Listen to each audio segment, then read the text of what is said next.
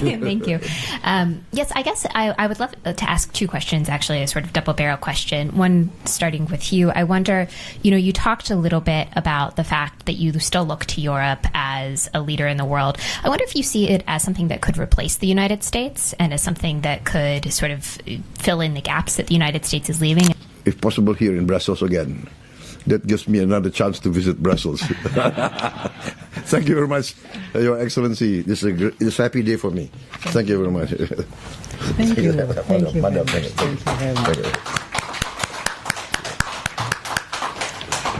Thank you very much to both.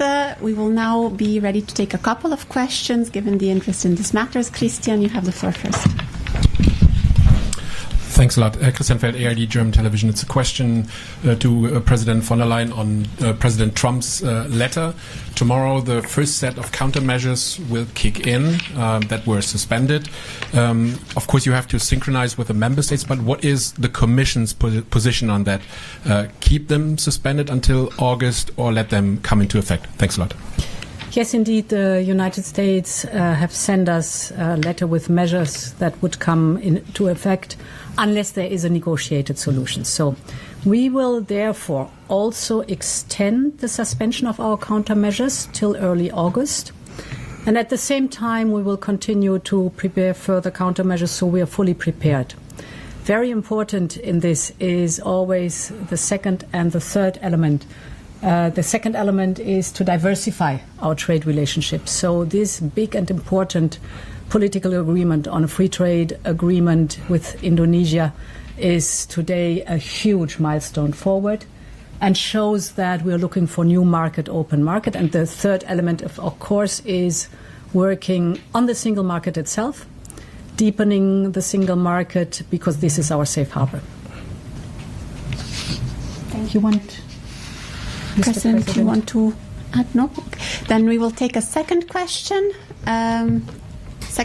Francesca. Madam President, Francesca Basso, Corriere della Sera. You received the letter from US. You always choose the dialogue as a strategy, but apparently is not paying off.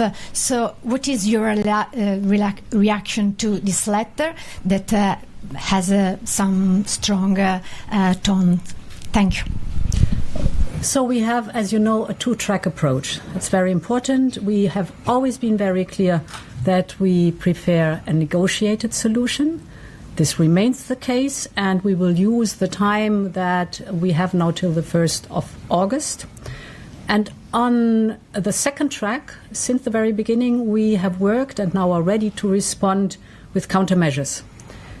We've prepared for this, and we can respond with countermeasures if necessary. So this two-track approach pays off because we are prepared. Thank you very much. I think we have taken our couple of questions. There's another hand I see. Yeah. You want to ask to me? Or not? Yes. Ask, please, Mr. President.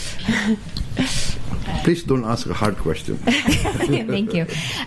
Yes, I guess I would love to ask two questions, actually, a sort of double-barrel question. One, starting with you, I wonder, you talked a little bit about the fact that you still look to Europe as a leader in the world. I wonder if you see it as something that could replace the United States and as something that could sort of fill in the gaps that the United States is leaving as it pulls back. And then President von der Leyen, I wonder if the ACI, the anti-coercion instrument, is on the table as you consider preparing further countermeasures? No, I think United States will be always a very important leader in the world. But I consider Europe to be also very important factor in the world civilization. The history of Europe, Europe is in the leading edge of many science, technology, etc. And Europe is always leading the world in upholding democratic values, human rights, etc. So we consider Europe still a very important factor, and we would like to see a very strong Europe.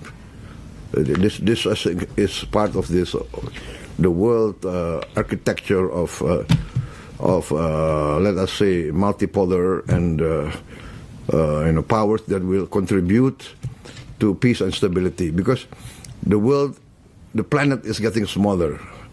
So everything now is interconnected, and climate change is a fact of life. Environmental impact of industrialization is a fact of life. So the planet getting smaller. We need a strong powers that contribute to peace and stability, and we consider Europe to be very important. Yes. On your question, as you know, we have prepared and agreed on a first list of countermeasures. We have developed a second potential list of countermeasures that is by now agreed to, and the ACI is created for extraordinary situations. We are not there yet. This is very important. This is now the time for negotiations, but this also shows we are prepared for all eventual scenarios. So, Mr. President. Thank you very much, Madam. Again, thank you very much. Very glad about Once that. again, I apologize Sunday. No. I apologize to all of you. Thank you, Mr. President. Thank you. Have a nice afternoon. Goodbye.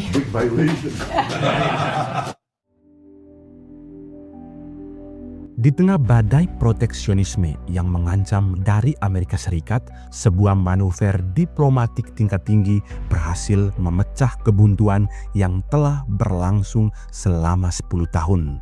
Presiden Prabowo Subianto dalam sebuah langkah terobosan di Brussels, Belgia, berhasil mengunci kesepakatan politik untuk perjanjian kemitraan ekonomi komprehensif atau CEPA dengan Uni Eropa. Sebuah kemenangan strategis yang datang pada saat paling krusial. Panggung drama ini disiapkan oleh kebijakan keras Trump dari Gedung Putih.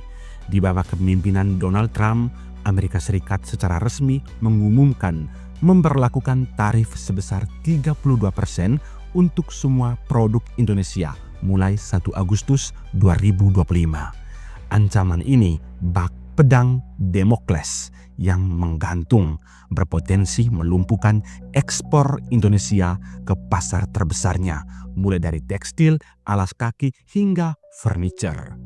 Berbagai upaya negosiasi yang alot menemui jalan buntu, meninggalkan ekonomi Indonesia di bibir jurang kelesuan.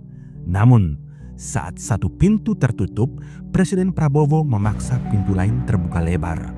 Ia memutar haluan ke Eropa, benua yang hubungannya dengan Indonesia selama 10 tahun terakhir di era Presiden Jokowi diwarnai ketegangan dan saling gugat. Selama 1 dekade, negosiasi CEPA berjalan alot, tersandra oleh perselisihan tajam. Kebijakan hilirisasi nikel Indonesia yang melarang ekspor biji mentah demi meningkatkan nilai tambah di dalam negeri ditentang keras oleh Uni Eropa. Mereka membawa sengketa ini ke Organisasi Perdagangan Dunia atau WTO. Mereka menuding Indonesia merugikan industri mereka. Disinilah letak kejeniusan langkah Prabowo. Di tengah ancaman tarif Trump yang mempayangi, yang mengubah perseteruan lama dengan Eropa menjadi peluang emas. Kunjungan kenegaraannya ke Brussels berhasil mencairkan gunung es perselisihan. Dalam pertemuan bersejarah dengan Presiden Komisi Eropa Ursula von der Leyen, kesepakatan politik itu akhirnya tercapai. Genggaman tangan kedua pemimpin menjadi sinyal kuat berakhirnya era perang dingin dagang dan dimulainya babak baru kemitraan Indonesia-Eropa. Perjanjian ini pada intinya adalah sebuah fakta perdagangan bebas dengan tarif 0%. Wow. Berarti antara Indonesia dan EU itu akan produk kita bisa masuk ke Eropa dengan tarif 0.